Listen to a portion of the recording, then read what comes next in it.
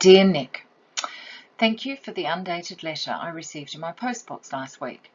Given that I wrote to you back in 2011, imagine my surprise when I read, Dear Deirdre, thank you for your correspondence regarding marriage equality. Nick, what's taken you so long to reply to my letter and to realise that I've given up on the Labor Party? Too late to be courting me now that you've caught up with my thinking and are in favour of marriage equality. Our relationship actually started out quite well.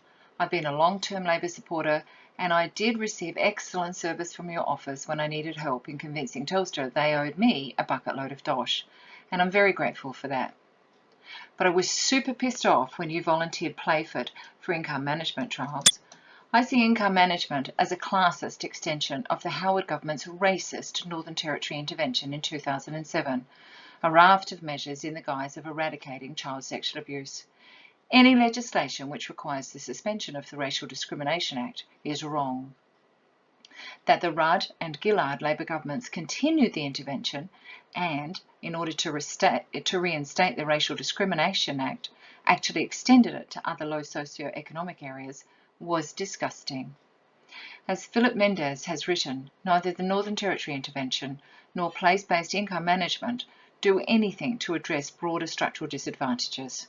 And yet, silly me, I'd long held the belief that Labor was all about reducing structural disadvantages.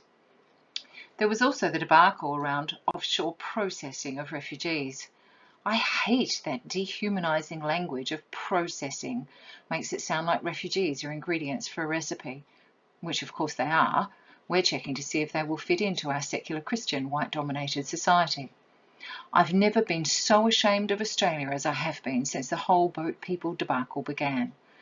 That Julia Gillard, our first female Prime Minister, gave the debate its new edge with the Let's Stop People Dying at Sea manoeuvre was devastating, as was the return of offshore processing during her term in office.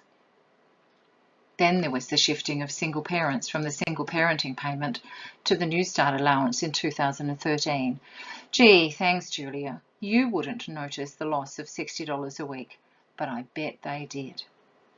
And let's not even talk about the infamous academic efficiency dividends, politicians speak, for slashing public funding to universities. Nah, I'm never going to vote Labor again, Nick, no matter how many letters you send me. Kind regards, Dee.